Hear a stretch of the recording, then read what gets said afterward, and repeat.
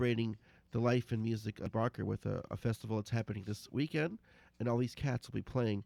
This is Danny Barker Guitar and Banjo Festival that's happening all about New Orleans this weekend, and these guys are going to be playing in various settings, but we have them right here at WWOZ playing live for you in just a moment. Good morning. How y'all doing? Good morning. How you? Right. I'm doing great. I'm looking forward to hearing this music. All right. Y'all ready to roll? Yeah, we're ready. Baby. Okay. Tell us about what you're going to play, and let's hear it. Well, we're going to open up with a tune that was amongst Danny's repertoire entitled "Just a Little While to Stay Here." All right.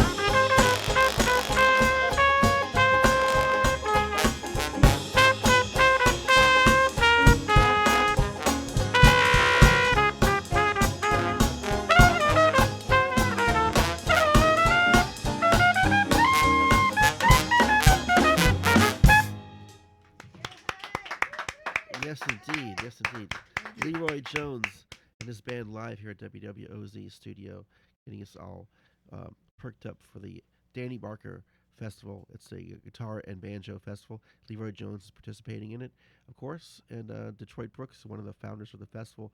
Welcome all to WWOZ Studio. Please introduce the band. Um, the band here in the studio is Miss Marie Watanabe at the piano, Mr. Mitchell Player on the bass, Mr. Glenn Andrews on the drums, Mr. Fred Lonzo on trombone, and of course the festival founder and on guitar banjo today, six string like Danny used to play, Mr. Detroit Brooks. My name is Leroy Jones. Well, welcome again to WWOZ Studio. You have another tune for us? Going to play it and we'll come talk some more? Yeah, we'll do another tune that was amongst Danny's repertoire entitled Struttin' with Some Barbecue. All right, y'all. We're broadcasting live here at WWOZ and streaming on Facebook and also at our website, www.wwoz.org.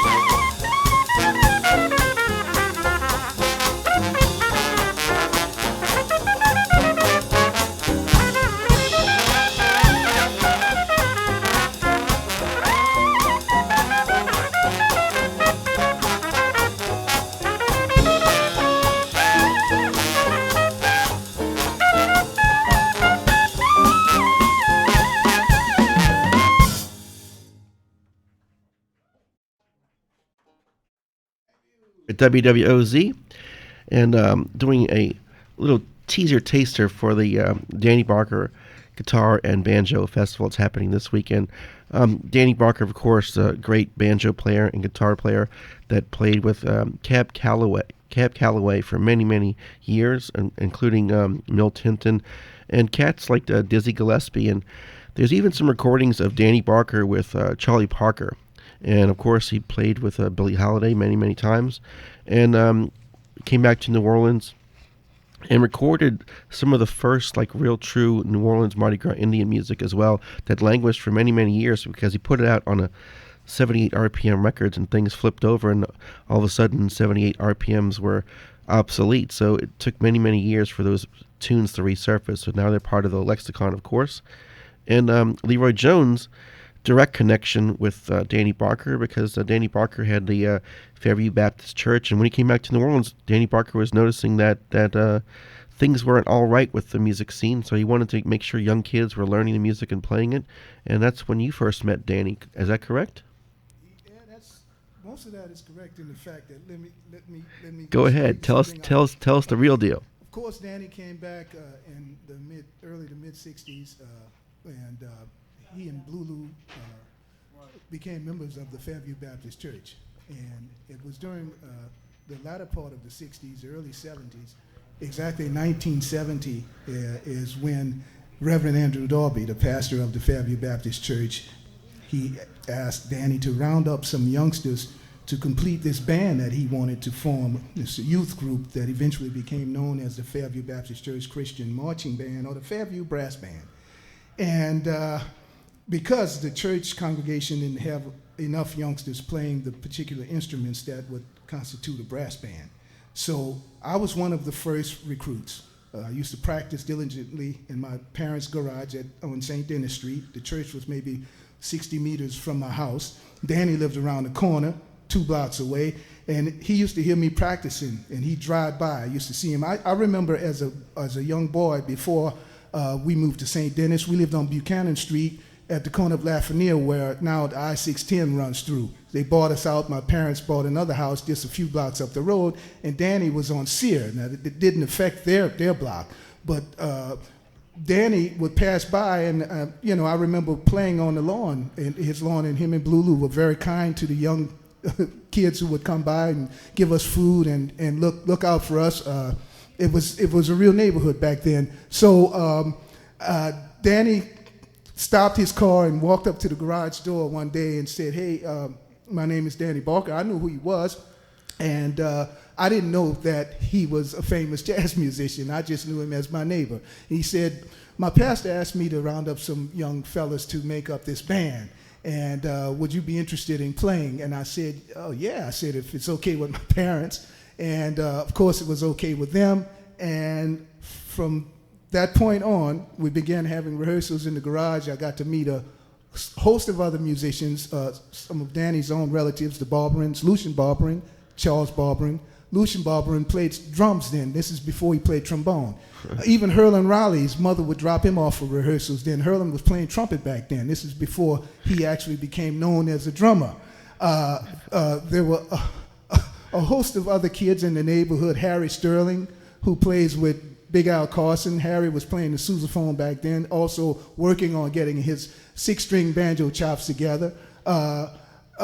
We had rehearsals in the garage every Monday at about 5 p.m. in the evening, and we were being tutored by not only Danny, but by people like Earl Turbington before he became the African Cowboy, and a guy named Joe Garden from New York who worked with Danny when he was living up in New York. And the Fairview Band eventually became a group of young juveniles playing traditional jazz the way the age-old brass bands played it. We were influenced by the Olympia Brass Band, the Eureka Brass Band, the Armwood Brass Band, the Tuxedo Brass Band at that time was under the leadership of Herman Sherman. So we were playing music that hadn't been introduced to young guys like ourselves wanting to play music and get into jazz. At that time in 1970, all of the bands were older bands, the older guys. with maybe the exception of Doc Paulin's brass band, when he had a bunch of his young kids playing in his band, but a lot of the musicians were much older than us. So it was the first, and it started there on St. Denis Street, and it was something. I don't think that Danny had an idea what he was starting. He was following his pastor's wishes. Right. And Reverend Darby said in an interview and in a documentary film that's just been going around the film festival on me that Danny said he moved. He said Danny didn't come down here to start a band. He said he moved from New York because it was too cold. Well, Leroy Jones, when did you recognize what a legend and what an important figure Danny Barker was? What part of that in your career that you realized how lucky you were, how fortunate you were to hook up with someone who recorded with so many great legends? For me, I would not have gotten interested in playing traditional jazz and getting an understanding of my cultural heritage here in New Orleans if it were not for Danny Barker. I wouldn't have done that at such an early age. I had already been playing in school band and taking music lessons for a couple years before the Fairview Band was formed. And for me, it was exciting, and I got to meet many of the older veteran New Orleans musicians who were still alive back then, got to hear them play live, like places like Preservation Hall and Heritage Hall, and going to the second lines and also performing in the second lines and getting to be influenced by the older masters of New Orleans. So for me, it was just the right timing, and I was in the right place, and I'm so thankful for that. And I not only learned about music in general and from Danny, but also the type of etiquette a professional musician should have, which was something that Danny impressed upon all of us. Sure. What always speaks to me is a person like you as a young person just playing music, not really knowing what the impact of that music is perhaps when you start, and then all of a sudden you're playing for a live audience that knows the music, knows the history, and is looking to see where it's going, and all of a sudden you say, okay, well, this music, this traditional music, like you're saying, you're seeing old people playing it, and all of a sudden they see a young person playing this music. So what's it like as a musician when you first have that impact and realizing, oh, I'm carrying on something that's really amazing and important in a cultural aspect to a lot of people? Well, I have to remember that actually those musicians, when I was 12 and 13, they were younger than I am now. So they looked older than me then, but they were young men. And so now I find myself in a position where I'm one of the elder statesmen, so to speak, and the younger musicians are looking up to me as an example for them to follow. And I think that it's a natural process, and it's what should happen is the young musicians, when they get older, they should set an example and be an inspiration for the younger musicians. And what I can remember is that people like Danny Barker and Teddy Riley and Jack Willis and Louis Cottrell and people like that, and Harold Dejan, and those guys, they were always willing to give you a pointer, help you out. They were never intimidated by a younger musician coming up. They wanted to pass something on to you. And of course, there was some of us were hard-headed, but for the most part, I think it's a thing that happens, and I think that it's a thing that's very unique to New Orleans and with the cultural thing here. Cool. We're so grateful to have you guys playing. And again, the Danny Barker Festival is happening this weekend, and that's the Danny Barker Guitar and Banjo Festival. Mr. Detroit Brooks, can you tell us about where this event's going to be happening and where we can check you guys out? Mr. Detroit Brooks is one of the founders of this festival, so welcome to WWOZ. Hello, how you doing? We're going to perform tonight at Snug Harbor. Okay. We have the rest of the week. We have some more. We have another banjo guitar clinic at NOCA, and then we perform tomorrow night at the George Weiner Center. Then Saturday and Sunday we all day at the Jazz Museum. Awesome. Well, thank you all so much for being here. Y'all have one more tune for us? Yes, we'd like to do one of Danny's signature numbers, Bill Bailey, Won't You Please Come Home. All right. Leroy Jones here. WWOZ 90.7 FM, the New Orleans Music Show.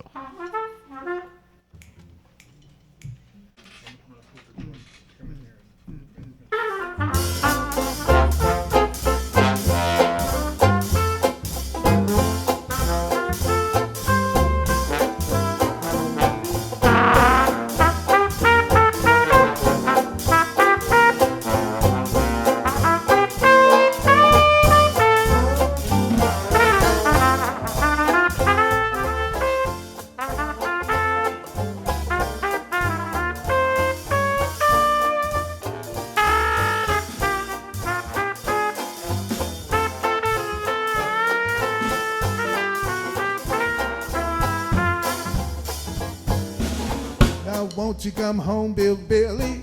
Won't you come home? I'm on the whole night long. I'll do the washing, honey, even pay the rent. Yes, I know I've done you wrong. Yes, just remember that rainy evening I kicked you out with nothing but a fine-tooth comb. Yes, I know I'm to blame. It's a low-down dirty shame. Bill Billy, won't you please come home? Yes, now won't you come home, Bill Billy? Won't you come home? I cried the whole night long. Yes, I'll do the washing, honey, cooking and pay the rent. Ooh, yes, I know I've done you wrong. Ooh, just remember that rainy evening I kicked you out with nothing but a fine-tooth comb. Yes, I know I'm to blame. It's a low-down dirty shame. Bill Billy, won't you please come on?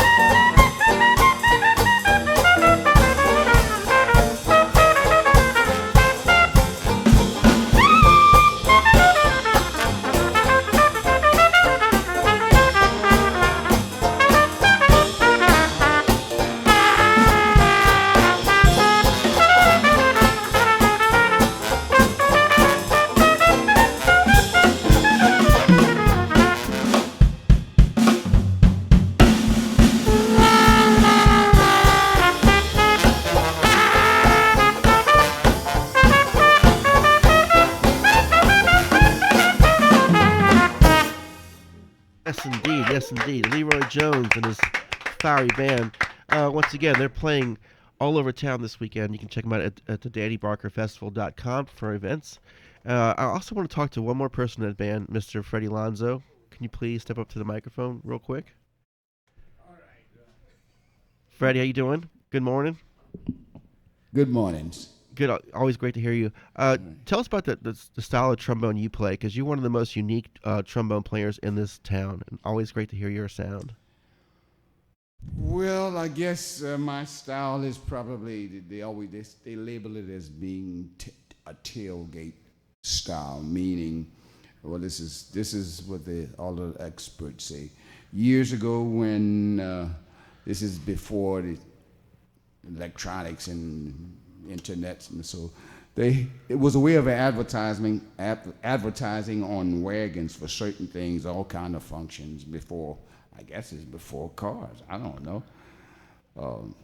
So they would go around the city advertising an event. They usually had bands. Sometimes they had bands on these wagons, and they always had a problem of where to place the trombone, and so they figured out a good place would be close to the very end where the I guess it's well, they say if you're going to say the tail, I guess it's the tail, the very end of the wagon, which goes up and down so you can actually get on the wagon. You needed a way of getting on. So they would place the trombone near that gate, and that gate goes up and down. So I kind of emulate the sound, or not the sound, but the movement of the gate. So that's pretty much it. But I have a lot of, and so many influences, Yes. Teddy Riley, George French, basses, drummers. I've listened to Frog Joseph, many trombonists. Not many, but they had a few around back then, Frog is probably the most notable one. But Wendell Eugene was one of my favorites. His brother, Homer Eugene, Clem Turvelon.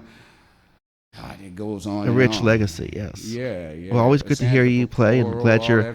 They had a lot of trombone players back then. Cool. So well, thank you for participating, being part of the gig today, and this festival, this Danny Barker Festival. Once again, you can go online and go to DannyBarkerFestival.com and check out all the different events. So we're going to actually